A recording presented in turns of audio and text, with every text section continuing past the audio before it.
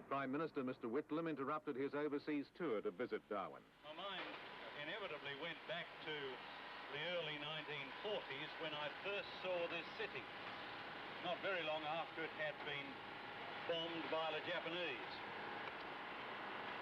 And it's heartbreaking to see that all the effort that's been made over a whole generation to house people in this city has been destroyed last Christmas, because there's no more people can live in Darwin in present conditions than were able to live there during the war.